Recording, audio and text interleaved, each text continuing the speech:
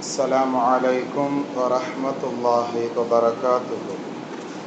نحمده ونستعينه ونستغفره ونؤمن به ونتوكل عليه ونعوذ بالله من شرور أنفسنا ومن سيئات أعمالنا. من يهده الله فلا مضل له ومن يضلله فلا هادي له. ونشهد أن لا إله إلا الله وحده لا شريك له ونشهد أن سيدنا مولانا محمدا عبده ورسوله. قال الله تعالى في القرآن العظيم والفرقان المجيد: أعوذ بالله من الشيطان الرجيم بفضل بسم الله الرحمن الرحيم. قل من حرم زينة الله التي أخرج لعباده. قال نبينا صلى الله عليه وسلم: إن الله جميل يحب الجمال، أو كما قال عليه الصلاة والسلام وتسليم. صدق الله المولانا العلي العظيم، صدق النبي صلى الله عليه وسلم. رب اشرح لي صدري ويسر لي أمري واحلل عقدة من لساني يفقه قولي. سبحانك لا علم لنا إلا ما علمتنا إنك أنت العليم الحكيم. புகழ் அனைத்தும் அல்லாஹ்விற்கே சொந்தம். இரலகத் தலைவரும் பெருமானார் ரசூலை கரீம் ஸல்லல்லாஹு அலைஹி வஸல்லம் அவர்கள் மீதும் அவர்களை பின்பற்றிய சஹாபாக்கள், தாபிஈன்கள், தபா தாபிஈன்கள், இமாம்கள், அவுலியாக்கள், ஷஹதாக்கள், நாதாக்கள், சாலிஹீன்கள், குறிப்பாக அமர்ந்திருக்கக்கூடிய நம் அனைவர்களின் மீதும், முஃமினான முஸ்லிமான அன்பன் அனைவர்களின் மீதும் அல்லாஹ்வுடைய சாந்தியும் சமாதானமும் அன்பும் அருளும் பாதுகாப்பும் என்னென்றும் உண்டாவதாக. ஆமீன். 1446 ஹிஜ்ரி ஆண்டு 5வது மாதமான ஜமாதுல் அவ்வல் மாதம் பிறை 26 கடைசி ஜும்மாவில் நாம் அமர்ந்திருக்கிறோம். அல்லாஹ் தஆலா இந்த ஜும்மாவினுடைய அனைத்து நலன்களையும் அடைந்து கொண்ட நல்லவர்களாக நம் அனைவர்களையும் அல்லாஹ் கபூல் செய்வானாக. நோயற்ற வாழ்வை அல்லாஹ் தஆலா நம் அனைவர்களுக்கும் நசீபாக்கி தருவானாக. அவனை நினைத்து வாழக்கூடிய நல்ல முஃமின்களாக நம் அனைவர்களையும் அல்லாஹ் கபூல் செய்வானாக. ஆஸ்பத்திரிகளினுடைய செலவுகள் சிரமங்களை விட்டு அல்லாஹ் தஆலா காத்தருள் புரிவானாக.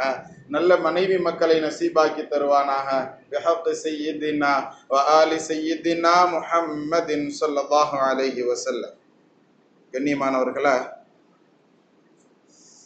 நாம் ஆரம்பத்தில் வாசித்து காட்டிய குர்ஆன் ஷரீஃபினுடைய வசனத்தில் அல்லாஹ் தஆலா அந்த வசனத்தினுடைய ஒரு முதல் பகுதியில அல்லாஹ் சொல்லக்கூடிய ஒரு செய்தி, குல், நபியே நீங்கள் கேளுங்கள், மன் ஹர்ரம ஸீனத்தல்லாஹ் அல்லதி அக்ரஜ லிஇபாதிஹி, தன்னுடைய அடியார்களுக்காக வேண்டி அல்லாஹ் வெளிப்படுத்தி வைத்திருக்கக்கூடிய சீனத்துகளை, அழகுகளை எவர் உங்களில் ஹராமாக்கிவிட முடியும் என்பதாக அல்லாஹ் கேள்வியை கேட்கிறார். உலகத்துல அழகு என்பதாக எதெல்லாம் இருக்கிறதோ அது அத்தனையும் அல்லாஹ் வெளிப்படுத்தியது. அப்படி அழகாக இருக்கக்கூடிய அனைத்தும் தவறானது, ஹராமானது என்பதாக உங்களில் எவரும் சொல்லிவிட வேண்டாம் என்பதை அல்லாஹ் அந்த வசனத்துல நமக்கு என்ன செய்யறான், தெளிவுபடுத்துகிறான். உலகத்துல அழகானவைகள் எல்லாம் உண்டு அப்படிங்கிறத இந்த வசனம் ஒரு புறம் சொன்னாலும் அது அல்லாஹ் நமக்கு ஹலாலாக்கியவை என்பதாகவும் நமக்கு அந்த வசனத்தின் மூலமாக தெரிகிறது. ஏன்னா ஹராமாக்க யார் உங்களில் இருக்கிறாங்க அப்படின்னு அல்லாஹ் கேட்கிற அந்த கேள்வியில இருந்து நாம் விளங்கி கொள்ள முடியும், அது அனைத்தும் ஹலாலாக உண்டு, அது ஹராம் யாரும் ஆக்க இயலாது அப்படிங்கிறத அல்லாஹ் நமக்கு அந்த வார்த்தையின் மூலம் தெளிவுபடுத்துகிறான். அப்ப தன்னுடைய அடியார்களுக்காக வேண்டி அல்லாஹ் வெளிப்படுத்தி இருக்கக்கூடிய அழகுகள் அனைத்தும், அழகானவை அனைத்தும் ஹலாலானவையே, ஆகுமானவையே என்பதாக அல்லாஹ் சொல்லி தருகிறான் அந்த வசனத்துல. இன்னொரு ஹதீஸ்ல நபி ஸல்லல்லாஹு அலைஹி வஸல்லம் அவர்கள் அருமையாக சொல்லி தருவாங்க, இன்னல்லாஹ ஜமீலுன் யுஹிப்புல் ஜமால, நிச்சயமாக அல்லாஹ் தஆலா மிக அழகானவன், அவன் அழகானவற்றை, அழகாக இருப்பவைகளையே அல்லாஹ் விரும்புகிறான் என்பதாக நபி ஸல்லல்லாஹு அலைஹி வஸல்லம் சொல்றான். தன்னை அழகுபடுத்திக் கொள்வதற்குண்டான எல்லா விதமான வாய்ப்புகள் இருந்தும் பங்கரையாக தெரிவதை, அசிங்கமாக இருப்பதை அல்லாஹ் விரும்பதில்லை என்பதாக நமக்கு அந்த ஹதீஸினுடைய விளக்கவான்கள் நமக்கு சொல்லி தருவாங்க. கண்ணியத்திற்குரியவர்களை, பனு இஸ்ரவேலர்கள்ல தலை வாராமல், தலை சீவாமல், தலைகளுக்கு எண்ணெய் தேய்த்து கொள்ளாமல் இருக்கக்கூடிய சிலர்கள் அவர்களுக்கு உண்டான சூழல்களை கவனித்து நபி ஸல்லல்லாஹு அலைஹி வஸல்லம் தங்களுக்கு முன்னால் இருந்த தோழர்களை பார்த்து சொன்னாங்க, என்ன அவரு தலை சீவாம வந்திருக்கிறாரு, தலை வாராமல் வந்திருக்கிறாரு, என்ன காரணம்? பனு இஸ்ரவேலர்கள்ல இருந்த வழிகேடர்கள் செய்த செயலாச்சே இது அப்படிங்கிறதாக நபி ஸல்லல்லாஹு அலைஹி வஸல்லம் அவர்கள் கடிந்து கொண்ட ஒரு நிகழ்வை நாம் ஹதீஸ்களில் பார்க்க முடியும். அழகு என்பது இறைவன் கொடுத்த அந்த இயற்கையான அழகையே நாம என்ன செய்யறது, பாதுகாத்துக் கொள்வது அப்படிங்கிறதும் அழகை பேணிக் கொள்வதுதான்.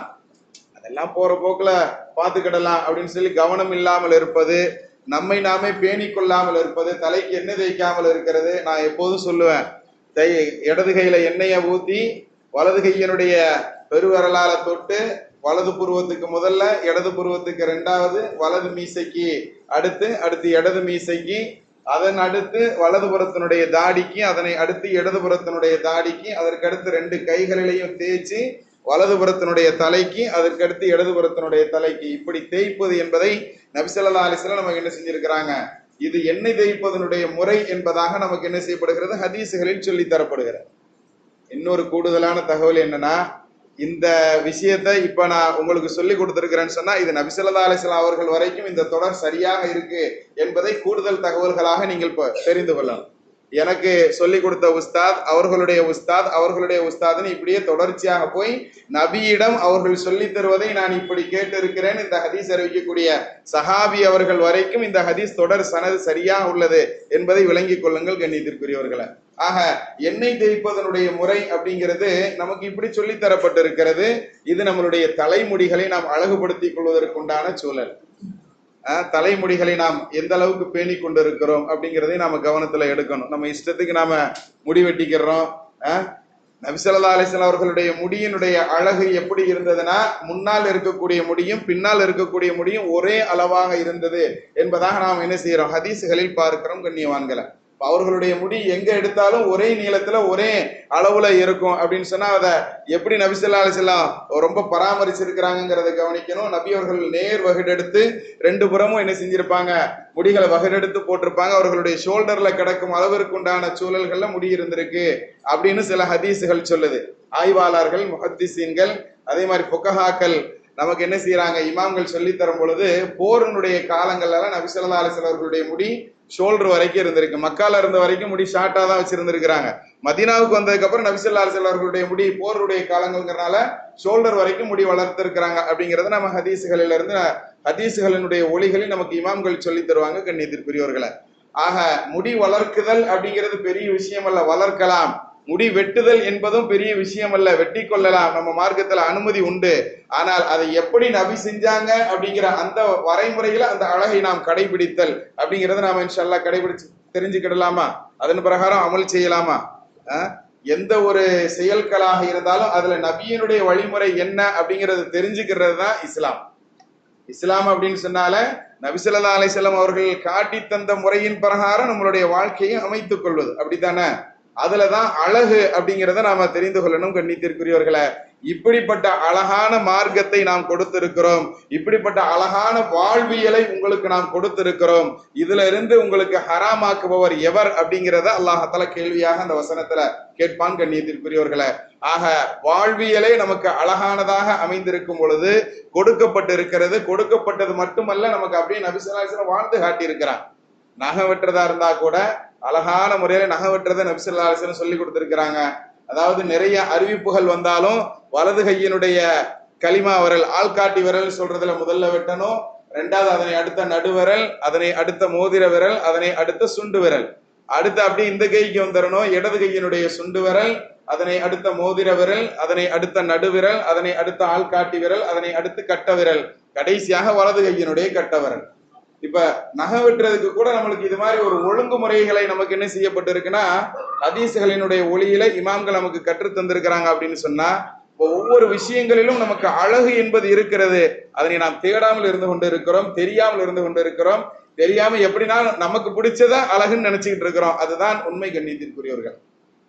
நம்ம தெரிஞ்சுக்கிட்டது மட்டும்தான் உலகத்துல கல்வி அப்படின்னு நினைத்து கொண்டு எப்படி நம்மள நிறைய பேர் இருக்கிறோமோ அது போன்று நாம் தெரிந்து கொண்ட அழகுகள் மட்டும்தான் அழகு. இப்படிதான் ஒரு அஜித் பயான் பேசிட்டு இருக்கும்போது கேட்டாங்களா, ஆண்கள் அழகா பெண்கள் அழகா அப்படின்னு கேட்டாங்களாம். நீங்க சொல்லுங்களேன் பாப்போம், ஆண்கள் அழகா பெண்கள் அழகா? அழகுல எது அழகுன்னு சொல்லி எதை நாம் அதாவது ரொம்ப ரசிக்கக்கூடிய அழகு எது அப்படிங்கும் போது குரானுடைய ஒளியில நாம தேடணும்னு சொன்னா குரான் ஷெரீஃப்ல அல்லாஹ் சொல்லி தருவது யூசுப் அலைஹிஸ்ஸலாம் ரொம்ப அழகுன்னு சொல்றான். யூசுப் அலைஹிஸ்ஸலாமுடைய அழகை பார்த்து அந்த ஆணுடைய அழகை பார்த்து கிட்டத்தட்ட 40 பெண்கள் வரைக்கும் தங்களுடைய கைகளை அறுத்து கொண்ட நிகழ்வை குரான் ஷெரீஃப் சொல்லி தரும். மஹாதா பஷரா, இது மனுஷ மாதிரி தெரியலையே, மலக்கு மாதிரி இருக்கிறாங்களே, அவ்வளவு அழகாக இருக்கிறார்களேன்னு சொல்லி மெய் சிலிர்த்து கொண்டு பழங்களை அறுப்பதற்காக கொடுத்த கத்தி பழங்களை விட்டு விட்டு கைகளை அறுத்து கொண்ட நிகழ்வு குரான் ஷெரீப் சொல்லி தரும்னு சொன்னா அழகில் சிறந்தது ஆண்கள் தான் அப்படிங்கிறதையும் நமக்கு குரானுடைய ஒளியில நாம் தெரிந்து கொள்ள முடியும் கண்ணியத்திற்குரியவர்களை. ஆனா நாம எப்படி வழங்கி வச்சிருக்கிறோம்னு சொன்னா பெண்கள் அழகு அப்படின்னு சொல்லி நம்மளுடைய இயல்பு, அதாவது எந்த ஒரு சின்ன விளம்பரமா இருந்தாலும் எல்லாத்தையும் பெண்களை வச்சே காட்டிக்கிட்டு இருக்கிறாங்களா, அதனால பெண்கள் தான் அழகுன்னு நாம என்ன செஞ்சுக்கிட்டு இருக்கிறோம், மாற்றமாக விளங்கி வைத்துக் கொண்டு இருக்கிறோம். அல்லாஹ் தஆலா உண்மை விளங்கக்கூடிய தௌஃபீக்கை எல்லா விஷயத்திலையும் நமக்கு தரணும் கண்ணியத்திற்குரியவர்களை. எதுக்காக வேண்டி இந்த அழகு சம்பந்தமான விஷயத்தை நாம எடுத்திருக்கிறோம் அப்படின்னு சொன்னா, இன்றைய காலத்தில் அழகாக இருப்பது தவறல்ல, தன்னை அழகுபடுத்திக் கொள்வதும் தவறல்ல. ஆனால் தான் மட்டும்தான் அழகு, மற்றவர்கள் எல்லாம் எனக்கு கீழே மட்டமானவங்க அடுத்தவர்களை மட்டமாக நினைப்பதைத்தான் நம்மளுடைய மார்க்கம் தடுக்கிறது. புரியுதா? நாம அழகாக்கிக்கிடலாம். ஒரு சஹாபி கேட்பாங்க, அல்லாஹ்வுடைய திருத்துதரே, என்னுடைய உடை அழகாக இருக்கணும்னு நான் விரும்புறேன், என்னுடைய செருப்பு அழகா இருக்கணும்னு விரும்புறேன், என்னுடைய நடை பாவனைகள்லாம் நான் அழகாக இருக்கணும்னு விரும்புறேன், இது பெருமையில வருமா அப்படின்னு கேட்கும்போது, ஏன்னா நபி ஸல்லல்லாஹு அலைஹி வஸல்லம் சொன்னாங்க, எவருடைய உள்ளத்துல கடுகளவு பெருமை இருக்குமோ அவர் சொர்க்கத்துக்குள்ள போக மாட்டாருன்னு சொன்னோன்னே இந்த கேள்வி என்ன செய்யறாங்க சஹாபாக்கள் நபியிடத்துல முன் வைக்கும் போது நபி சொன்னாங்க, பெருமைங்கிறது இதுக்கு பேர் இல்லப்பா, நீங்க தவறாக விளங்கிக்கிட்டு இருக்கிறீங்க, உண்மையை மறுப்பதும் அடுத்தவர்களை மட்டமாக நினைப்பதும் இதுதான் பெருமைங்கிறத பத்தருல் ஹக் வ கம்துன் நாஸ் என்பதாக நபி ஸல்லல்லாஹு அலைஹி வஸல்லம் சொல்லி தருவாங்க.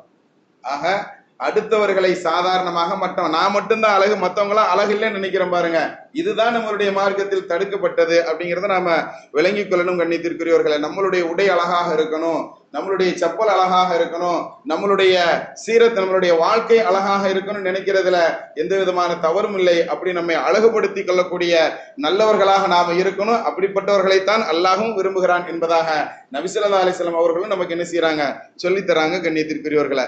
ஆனா இப்படி நம்ம அழகுபடுத்திக்கிறதுல சில விஷயங்கள் சிலர்கள் இன்னும் இப்படி தவறாக நாம விளங்கி வைத்திருக்கிறோம் அப்படின்னு சொன்னா, அழகு அப்படின்னு சொன்னா இந்த காலத்திற்கு தகுந்தாப்புல அங்கங்க டாட்டூ போட்டுக்கிறதா அழகு, தங்களுடைய உடம்புகளில் பச்சை குத்தி கொள்வதுதான் அழகு அப்படிங்கிறத நிறைய பேர் என்ன செஞ்சுக்கிட்டு இருக்கிறாங்க. இன்றைய இளைய சமூகம், அதிலும் குறிப்பாக முஸ்லிம் வாலிபர்கள் கூட நிறைய நபர்களுடைய கைகளில் நிறைய நபர்களுடைய உடல்களில் நாம் அதனை பார்க்க முடிகிறது. அல்லாஹ் அப்படிப்பட்டவர்கள் இருந்து நம்மளை காப்பாற்றணும், நம்மளுடைய சந்ததிகளையும் அல்லாஹ் காத்தருள் புரிவானா. அழகுபடுத்துதல் அப்படிங்கிறது இருக்குத, இந்த அழகுபடுத்துதல் எப்படி இருக்கணும்னு சொன்னா இறைவனுடைய படைப்பினுடைய விஷயங்களில் மாற்றம் செய்யாததாக இருக்கணும். நபி ஸல்லல்லாஹு அலைஹி வஸல்லம் ஒரு ஹதீஸ்ல அருமையாக சொல்லுவாங்க, ஒட்டுமுடி வைக்கிறவங்களையும் ஒட்டுமுடி வைக்க சொல்றவங்களையும் நபி ஸல்லல்லாஹு அலைஹி வஸல்லம் என்ன செஞ்சிருக்கிறாங்க, சபிச்சிருக்கிறாங்க. ஒட்டுமுடி வைப்பவர்களையும் ஒட்டுமுடி வைக்க சொல்பவர்களையும் நபி ஸல்லல்லாஹு அலைஹி வஸல்லம் அவர்கள் என்ன செஞ்சிருக்கிறாங்க, சபித்துள்ளார்கள். சாதாரணமான இந்த நிகழ்வுக்குண்டான ஒரு காரணத்தை ஹதீசுகளை நாம பார்க்கும் பொழுது, ஒரு சஹாபி பெண்மணி ஒரு அம்மை நோய் ஒண்ணு வரும், அந்த நோயினுடைய தாக்கத்தினால் அவர்களுடைய தலைமுடி எல்லாம் கொட்டிவிடும். இப்ப கூட கேன்சர் அப்படிங்கிற நோய் வந்துருச்சு அப்படின்னு சொன்னா அதற்குண்டான கீமியாவத அந்த மருந்துகள் செலுத்தும் பொழுது அவர்களுடைய உடம்புல இருக்கக்கூடிய புருவ முடி கூட எல்லாமே விழுந்து விடுகிறது என்பதாக நாம பார்க்கிறோம் இல்லையா. இது மாதிரி அந்த காலத்துல நபி ஸல்லல்லாஹு அலைஹி வஸல்லம் காலத்துல ஒரு பெண்மணிக்கு அம்மை நோய் வந்ததுனால அவர்களுடைய தலையில உள்ள முடி எல்லாம் கொட்டிருச்சு, முடி இல்லை, வழுக்கத்தலையாக இருக்கிறது. இப்ப இந்த நேரத்துல அந்த பெண்மணியினுடைய கணவர் என்ன செய்யறாரு, மாமியார்கிட்ட சொல்லி அந்த பெண்ணுக்கு உங்களுடைய மகளுக்கு தலையில முடி வைக்கிறதுக்கு ஏதாவது ஏற்பாடு பண்ணலாமே, ஒட்டு முடியாது வச்சு விடுங்களேன்னு சொல்லி அவரு அடிகொருக்கா சொல்லிக்கிட்டே இருந்ததுனால அந்த பெண்மணி நபி இடத்துல அனுமதி கேட்கிறாங்க. அல்லாஹ்வுடைய தூதரே, இது மாதிரி என்னுடைய மகள் இந்த மாதிரி சூழல், இவங்களுக்கு முடி வைக்கலாமா, ஒட்டு முடி வைக்கலாம், சௌரி முடி வைக்கலாமா அப்படிங்கிறத கேட்கிறாங்க. அப்ப நபி ஸல்லல்லாஹு அலைஹி வஸல்லம் என்ன செஞ்சிட்டாங்க, தடை செய்தார்கள். அப்ப சொல்லப்பட்ட செய்தி தான் இது. ஒட்டுமுடி வைப்பவளையும் ஒட்டுமுடி வைக்க தூண்டுபவளையும் நபி ஸல்லல்லாஹு அலைஹி வஸல்லம் என்ன செஞ்சிருக்கிறாங்க, லான ரசூலுல்லாஹ் அதை சபித்துள்ளார்கள் என்ற செய்தி அந்த நேரத்தில் பதியப்பட்டதான். எவ்வளவு பெரிய சூழல், ஒரு கணவனுக்கு அழகாக இருப்பதற்காக வேண்டி கூட ஒட்டுமுடியை பயன்படுத்துவதை நமக்கு என்ன செஞ்சிருக்கு, தடை செய்திருக்கிறது கண்ணியத்திற்குரியவர்களே. அதுல நபியினுடைய சாபமும் உண்டு என்பதாக சொல்லப்பட்டிருக்கு. அதே மாதிரி அடுத்து அதே ஹதீஸினுடைய தொடர்ச்சியில நபி ஸல்லல்லாஹு அலைஹி வஸல்லம் சொல்லுவாங்க, தனக்குத்தானே பச்சை, அதாவது பச்சை குத்த சொல்பவர்களையும் பச்சை குத்தி விடுபவர்களையும் நபி ஸல்லல்லாஹு அலைஹி வஸல்லம் சபித்துள்ளார்கள். இப்ப இந்த விஷயம் ரொம்ப பிரபல்யமாக பேசப்படுது. எப்படி கொஞ்சம் கொஞ்சமாக இந்த விஷயம் பரவி உமர் நாயகத்தினுடைய காலத்துல ஒரு பெண்மணி என்ன செய்யறாங்க, அது பச்சை குத்தக்கூடிய அந்த தொழிலில் இருக்கக்கூடிய ஒரு பெண்மணி இந்த மாதிரி பச்சை குத்துறது பாவம்னு நீங்க சொல்றீங்களாமே, அதுல நபியினுடைய சாபம் உண்டு என்பதாக சொல்றீங்களாமே, என்ன விஷயம் அப்படின்னு சொல்லி அந்த நேரத்தில் ஆட்சியாளராக இருந்த அந்த ஆட்சியாளர் இடத்துல கேட்கும் போது, நானும் குரானுடைய அட்டை டு அட்டை ஃபுல்லா படிச்சு பார்த்துட்டேன், எங்கேயுமே அப்படி ஒரு சாபம் இருக்கிற மாதிரி தெரியலையே. இன்னைக்கு நிறைய பேர் கேட்கிறாங்க இல்லையா, நாங்களும் குரானை நிறைய படிச்சிருக்கிறோம், எங்களுக்கு ஒன்றும் அப்படி தெரியலையே, எங்களுடைய சமூகத்தை சார்ந்தவர்கள் எங்களுடைய இயக்கத்தை சார்ந்தவர்கள் எதுவும் சொல்லி தரலையே, அப்படி ஒன்றும் இல்லையேன்னு சொல்லி நம்மளுக்கு தெரியலன்னா இல்லைன்னு நினைச்சுக்கிட்டு இருக்கிறோம் பாருங்க. இது ஒரு அறியாமை கண்ணியத்திற்குரியவர்கள். அது மாதிரி அந்த பெண்மணி கேட்கிறாங்க, எப்படி குரானை நான் அட்டை டு அட்டை படிச்சு பார்த்துட்டேன், எங்கேயுமே இல்லையே. ஏன்னா உமர் நாயகத்தினுடைய காலத்துல குரான் ஷெரீஃப் என்ன செஞ்சப்பட்டுருச்சு, ஓரளவு முழுவதுமாக தொகுக்கப்பட்டு ஒரே ஒரு பிரதி இருந்தது. முழு குரானையும் நான் படிச்சிருக்கிறேன்னு அந்த பெண்மணி கேட்கும் போது அந்த இடத்துல அந்த சஹாபியர்கள் ஓதி காட்டினாங்க, மா ஆத்தாக்குமுர் ரசூலு ஃபஹுதூஹு வமா நஹாக்கும் அன்ஹு ஃபன்தஹுங்கிற இந்த ஆயத்தை நீ ஓதலையா குரான்ல? ஆமா ஓதி இருக்கிறேன். நபி ஸல்லல்லாஹு அலைஹி வஸல்லம் கொண்டு வந்ததை நீங்கள் எடுத்து நடந்து கொள்ளுங்கள், நபி ஸல்லல்லாஹு அலைஹி வஸல்லம் அவர்கள் தடுத்ததை நீங்கள் தடுத்து கொள்ளுங்கள்னு எங்களுக்கு குரான் ஷெரீஃபில் அந்த வசனம் இருக்கிறது இல்லையா, இதை நீ ஓதலையா? அந்த நபி தான் நம்மளுக்கு கொடுத்ததுல தடுத்ததுல ஒண்ணுதான் பச்சை குத்துறது. இன்னைக்கு பச்சை குத்துறதுங்கிறது ஒரு ஃபேஷனாவே மாறிடுச்சு. குறிப்பாக எங்கு பச்சை குத்தி இருக்கிறார்களோ அந்த இடத்தில் ஆடை இல்லாமல் அந்த குத்திய பச்சை வெளியே தெரியும்படியாக தங்களுடைய ஆடைகளை அமைத்துக் கொள்வதை ஒரு ஃபேஷனா நினைச்சுக்கிட்டு இருக்கிறோம். ஆம்பளையில இருந்து கும்பல இருந்து எல்லாம் அப்படித்தான் இருக்கு. இங்கதான் அப்படின்னா சிட்டிகள்ல தான் அப்படின்னா கிராமப்புறங்கள்லயும் அதே மாதிரிதான் இருக்கு. பச்சை குத்துதலை ஒரு ஃபேஷனாக இந்த உலகம் மேற்கத்திய கலாச்சாரம் இங்கு என்ன செய்யப்பட்டு கொண்டு இருக்கிறது, கடைபிடித்து கொண்டு இருக்கிறது. இதுல சிலர் விளக்கம் வேற கொடுத்துக்கிறான், பச்சை தானே குத்தக்கூடாது, நான் சிகப்பு குத்திக்கிறாங்க. நெஞ்சில ஹார்ட்டை வரைஞ்சி வச்சிருக்கிறான், அதை சிகப்பு கலர்ல பச்சை குத்தி வச்சிருக்கான். அதுக்கு பேர் பச்சை குத்துதல். அந்த தொழிலுக்கு பெயர், அந்த அமைப்புக்கு பெயர், அந்த விஷயத்துக்கு பெயர். அது பச்சையா தான் இருக்கணும்னு அவசியம் இல்லை, எந்த கலர்ல இருந்தாலும் சரி. இறைவன் படைத்த ஒரு இடத்தினுடைய தோலை அதை கலரை மாற்றுவது, அதுவும் அழிக்க முடியாத கலராக மாற்றுவது என்பது இறைவனுடைய படைப்பை மாற்றுவதற்கு சமம். இது ஹராம்ங்கிறத நமக்கு அந்த ஹதீஸ்ல இருந்து நமக்கு என்ன செய்யறாங்க, இமாம்கள் சொல்லி தர்றாங்க. அப்படிப்பட்ட விஷயத்துக்கு நபியினுடைய பதுவா, நபியினுடைய சாபமும் உண்டு என்பதை நம்ம மார்க்கம் சொல்லி தருது. ஆனால் எத்தனை நபர்கள், ஏன்னா இது எதுக்கு இந்த நேரங்களில் நாம சொல்றோம்னா, நம்மளுடைய பிள்ளைகளுக்கு இத கொஞ்சமாவது நம்ம எடுத்து சொல்லணும். சில பிள்ளைங்க லேசா சின்ன விஷயமா போட்டு வரோம், நம்ம கண்டுக்கிடாம இருப்போம். அவன் தான் சம்பாரிச்சு கொடுக்கறான், வீட்டுல இதை சொல்ல முடியலையே அப்படிங்கிற சில ஏக்கங்கள்லாம் பெற்றோர்களுக்கு இருப்பதை நாம் கவனிக்கிறோம் கண்ணியத்திற்குரியவர்களை. அதனால இது பொதுவான ஒரு விஷயம். பச்சை குத்துதல் அப்படிங்கிறது நம்மளுடைய மார்க்கத்தில் மிகவும் தடை செய்யப்பட்ட விஷயம், நபியினுடைய சாபத்தை பெற்று தரக்கூடிய விஷயம் கண்ணியத்திற்குரியவர்களை. அந்த ஹதீஸ்ல இந்த ரெண்டை எப்படி சொன்னாங்களோ அதே மாதிரி அடுத்த நபி ஸல்லல்லாஹு அலைஹி வஸல்லம் சொல்லுவாங்க, புருவத்தை சிரைத்து கொள்பவர்கள், அழகுக்காக வேண்டி புருவத்துல போய் டிசைன் பண்ற. இன்னைக்கு அதுவும் கலாச்சாரமாக வந்துருச்சா. பியூட்டி பார்லருக்கு போனோம்னு சொன்னா ஆண்கள்ல இருந்து பெண்கள்ல இருந்து எல்லாருமே என்ன செய்யறாங்க, புருவத்தை தங்களுக்கு எந்த டிசைன்ல வச்சா அழகாக இருக்குமோ அந்த டிசைன்கள்ல புருவத்தை வடிவமைத்துக் கொள்கிறான். அந்த மாதிரி உண்டான ஒரு சூழல், ஒரு அழகு நிலையம் வந்திருக்கா இல்லையா? நம்ம செய்யறோமோ இல்லையோ, ஆனால் அது இந்த நாம் உயிரோடு இருக்கக்கூடிய இந்த காலத்தில் வந்து விட்டதா இல்லையா? நபியினுடைய காலத்திலே அது இருந்திருக்குங்கிறத நாம பார்க்க முடியும். நபியினுடைய காலத்துல பற்கள், முன் பற்கள் இருக்கு பாருங்க, முன் பற்கள்ல ஃபர்ஸ்ட் 2 பல்லுக்கு நடுவுல இடைவெளி இருக்கிறத ரொம்ப விரும்புவாங்களாம் மக்கள்.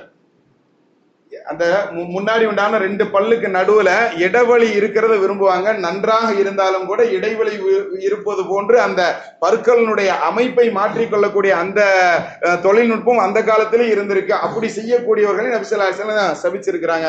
இந்த ஹதீஸ்ல 4 விஷயங்களை சபிப்பாங்க. ஒட்டுமுடி வைக்கிறது, சௌரி முடி வைக்கிறது, 2வது பச்சை குத்தி கொள்வது, புருவத்தை அலங்கரித்துக் கொள்வது, புருவத்தை தங்களுக்கு தோதுவா போல மாற்றிக்கொள்வது. அது இறைவனுடைய அமைப்புல உண்டான ஒரு முக்கியமான விஷயங்கிறதுனால புருவத்துல கை வைக்க கூடாதுங்கிறத நபி ஸல்லல்லாஹு அலைஹி வஸல்லம் சொல்லி இருக்கிறாங்க கண்ணியத்திற்குரியவர்களை. அதே மாதிரி பல்ல டிசைன் பண்ணிக்கிறது. இன்னைக்கு பற்களை எப்படி இல்லாமோ டிசைன் பண்ணிக்கிட்டு இருக்கிறோம். அதுல அந்த காலத்தினுடைய நிலை, அந்த நடுவுல இடைவெளி தெரிகிற மாதிரி வைக்கிறது, அதை நபி ஸல்லல்லாஹு அலைஹி வஸல்லம் என்ன செஞ்சிருக்கிறாங்க, தடை செய்திருக்கிறாங்கிற இந்த 4 விஷயங்களும் இந்த ஒரு ஹதீஸ்ல வருது. நாம் எதையெல்லாம் அழகுன்னு நினைக்கிறோமோ அதெல்லாம் மார்க்கம் என்ன செஞ்சிருக்குன்னா தடை செய்திருக்குங்கிறத விளங்கிக்கிடணும் கண்ணியத்திற்குரிய. முட்டுக்காலுக்கு கீழே போட்டிருக்கக்கூடிய டாப்பு தெரியணுங்கிறதுக்காக வேண்டி டவுசர் போட்டுக்கிட்டு வரக்கூடிய சூழல்களை நம்ம பிள்ளைகளை நிறைய நாம பார்க்கிறோம். கண்ணியத்திற்குரியவர் அல்லாஹ் காப்பாற்றணும். நம்ம பிள்ளைகளுக்கு உண்டான அந்த விளக்கங்களை நாம தான் சொல்லிக் கொடுக்கணும். இது போன்ற விடுமுறை நாட்கள், இது போன்ற ஜும்மானுடைய நாட்கள்லையாவது கொஞ்சம் ஜும்மா பயான் ஆரம்பிக்கிறதுக்கு முன்னாடியே நாம வரணும். நபி ஸல்லல்லாஹு அலைஹி வஸல்லமுடைய ஹதீஸ்ல இருந்து அருமையாக இமாம்கள் நமக்கு சொல்லி தருவாங்க. இதா தக்கல்லமல் இமாம் பேச ஆரம்பிச்சுட்டாங்க ஜும்மாவுடைய நாள்லன்னு சொன்னா, அதனை கேட்பதற்கு வாசல நின்று எழுதிக்கிட்டு இருக்கக்கூடிய மலக்குகள் கூட தப்தரை மூடிடுறாங்க. வருகை பதிவேடு அப்படின்னு சொல்றோமா இல்லையா? அந்த வருகை பதிவேடு அப்படிங்கக்கூடிய அட்டண்டன்ஸினுடைய ஆசர் பெட்டி என்ன செஞ்சிடறாங்க, மலக்குமார்கள் மூடிடுறாங்க. இமாம் பேச ஆரம்பிச்சுட்டான்னு சொன்னா அதுக்கப்புறம் வர்றவங்களுடைய கணக்கு ஜும்மாவுடைய லிஸ்ட்லயே இருக்காதுங்கிறத ஞாபகத்துல வைத்துக் கொள்ளுங்கள் கண்ணியத்திற்குரியவர்களை. அதனால அந்த அந்த விஷயங்களுக்கு நான் முற்கூட்டியே, இது வாரத்துல ஒரு நாள், அதுக்கு கூட நம்ம ஜும்மானுடைய நேரங்கள் எதுக்கு முன்னாடியே நம்ம பாங்கு சொல்லி முன்னாடியே ஒரு பாங்கு அதானை ஏற்பாடு செய்து இது மாதிரி விஷயங்களை ஏன் நம்ம ஏற்பாடு செஞ்சிருக்கோம்னா, எல்லாரும் முக்கம்மலாக அந்த விஷயத்தினுடைய நன்மைகளை முழுவதுமாக அடைந்து கொள்ளணுங்கிறக்காண்டி தான் அது ஏற்பாடு செய்யப்பட்டிருக்கு. இது மாதிரி தொழுகையில இருந்து நம்மளுடைய அலங்காரங்களிலிருந்து எல்லா விஷயங்களிலேயுமே அழகு இருக்கிறது. அனைத்தையும் கடைபிடிப்பதற்கு முயற்சி செய்யலாமா? அல்லாஹ் தௌஃபீக் செய்வானாக. பிஹக்கி சய்யிதினா வ ஆலி சய்யிதினா முஹம்மதின் ஸல்லல்லாஹு அலைஹி வஸல்லம்.